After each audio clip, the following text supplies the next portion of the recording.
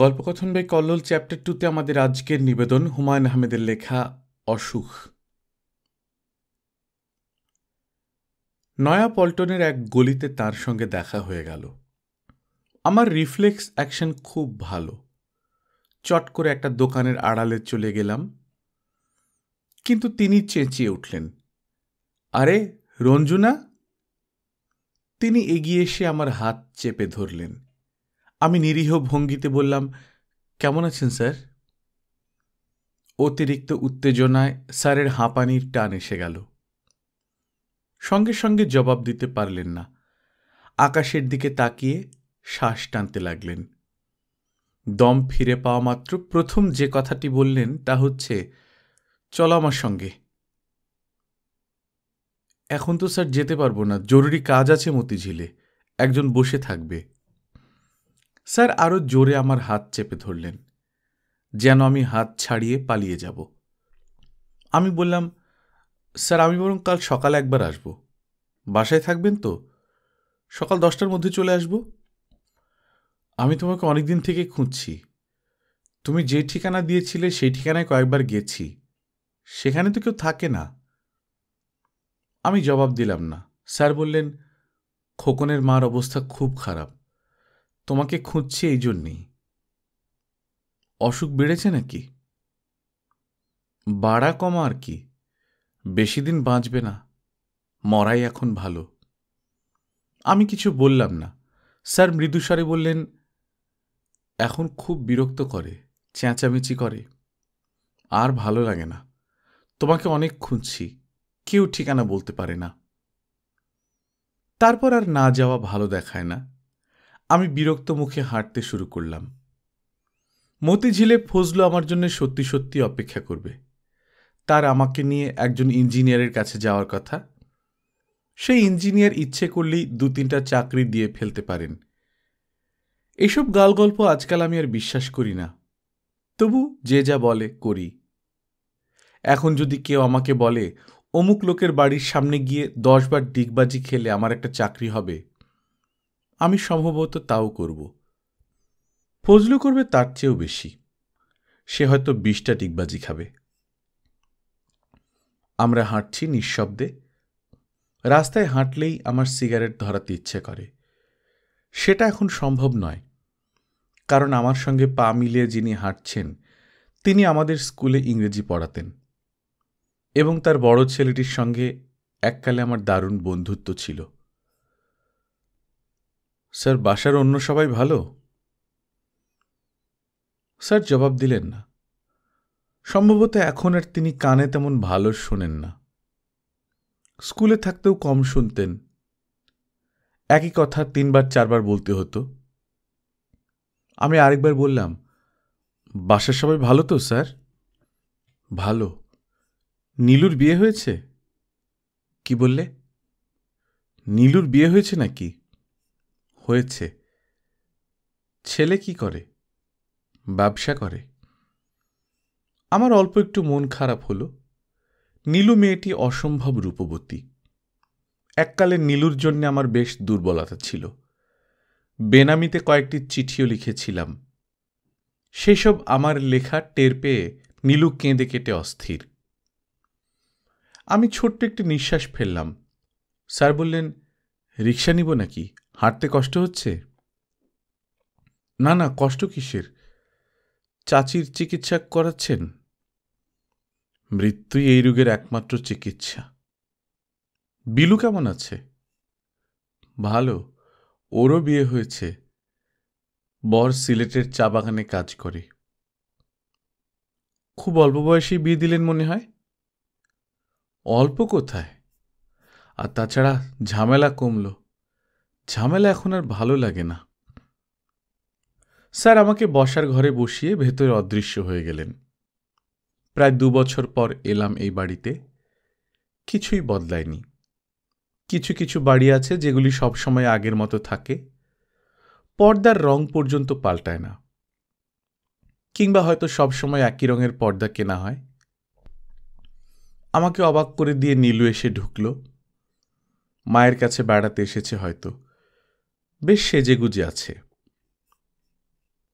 বিয়ে হবার জন্যেই হোক কিংবা অন্য যে কোনো কারণেই হোক, তাকে দেখাচ্ছে আরো সুন্দর। নীলু সেই ঝগড়ার ভঙ্গিতে বলল, আপনি বাবাকে ভুল ঠিকানা দিয়েছিলেন কেন?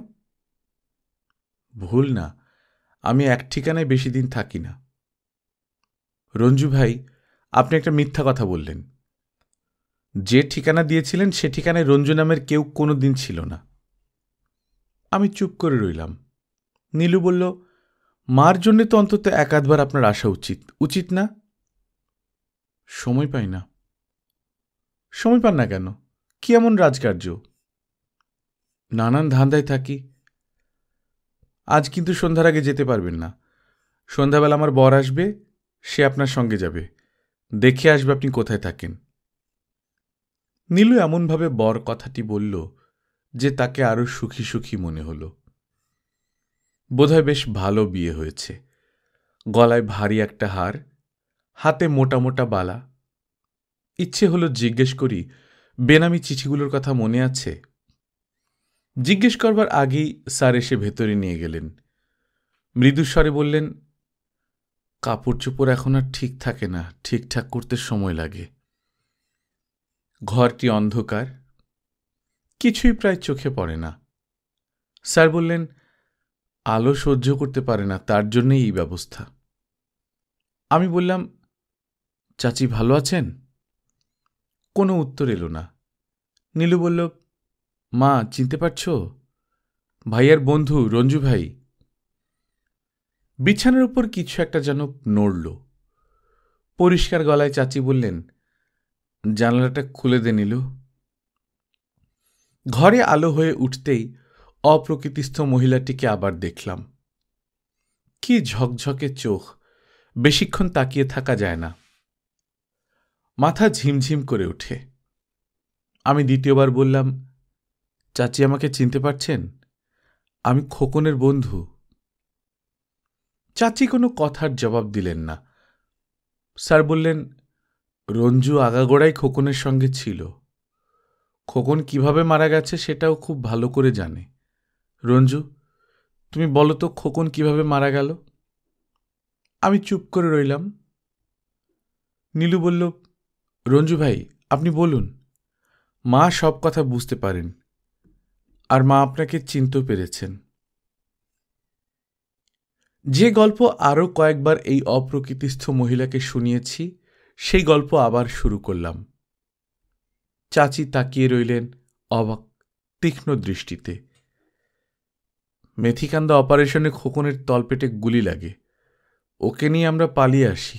খোকন মারা যায় নৌকায়। নৌকায় করে আমরা পালাচ্ছিলাম। চাচি তীক্ষ্ণ কণ্ঠে বললেন, এটা কি সত্যি কথা? জি সত্যি। চাচির কণ্ঠ আরো তীক্ষ্ণ হয়ে গেল। এটা কি সত্যি? জি চাচি সত্যি। শুধু শুধু মিথ্যা কথা কেন বলবো? চাচি এবার কেঁদে উঠলেন। ফোঁপাতে ফোঁপাতে বললেন, তবে যে ওরা বলে খোকনকে মিলিটারিরা ধরে ফেলেছিল, তারপর মাঠের মধ্যে নিয়ে জবাই করেছে। চাচি এটা মিথ্যা কথা। কেন কেন আমার ছেলেকে নিয়ে মিথ্যা কথা বলে? যুদ্ধের সময় এরকম মিথ্যা গুজব রটে চাচি। তাছাড়া ওরা মানুষ কিভাবে জবাই করবে? ওরা নিজেরাও তো মানুষ। বলতে বলতে আমি ফ্যাকাশে ভাবে হাসতে চেষ্টা করলাম। চাচি আর কিছু বললেন না। তার উত্তেজনা কমে আসছে। এখন বেশ কিছুদিন শান্ত থাকবেন। কয়েক রাত তার সুনিদ্রা হবে। তারপর আবার অস্থির হয়ে পড়বেন। স্যার আবার খুঁজতে থাকবেন আমাকে। মিথ্যা কথা বলতে আমার কখনো খারাপ লাগে না। একজন মাকে প্রবোধ দেবার জন্য আমি 1,00,000 মিথ্যা অনায়াসে বলতে পারি। কিন্তু তবু কখন এই বাড়িতে আসতে চাই না। অপ্রকৃতিস্থ এই মহিলাটির সামনে এসে বসলেই আমি নিজেও কিছু পরিমাণে অপ্রকৃতিস্থ হয়ে পড়ি। সীমাহীন ক্রোধ আমার সমস্ত চেতনাকে আচ্ছন্ন করে ফেলে। ইচ্ছে করে ছুটে গিয়ে কোনো একটি ভয়ঙ্কর অপরাধ করি, যে অপরাধের কথা এর আগে কেউ কখনো শোনেনি। কিন্তু আমি তা করতে চাই না। আমি অন্য 10 জন মানুষের মতো স্বাভাবিক জীবন যাপন করতে চাই। একটি ছোট্ট ঘর, একজন মমতাময়ী নারী। একজন মানুষ খুব বেশি কিছু তো কখনো চায় না। নীলু আমাকে গেট পর্যন্ত এগিয়ে দিতে এসে খুব কাঁদল। নীলুর স্বামী আমার পিছু পিছু এলো। আমি কোথায় থাকি তা জেনে আসবে। লোকটি ভালো মানুষ ধরনের। রাস্তায় নেমেই আমি তাকে বললাম, নীলুর সঙ্গে আমার যে প্রেম ছিল সেটা আপনি জানেন নাকি ভাই? ভদ্রলোক চমকে উঠলেন। আমি গম্ভীর গলায় বললাম, দারুণ লদকালদকি ছিল। আমি অপ্রকৃতিস্থ হতে শুরু করেছি।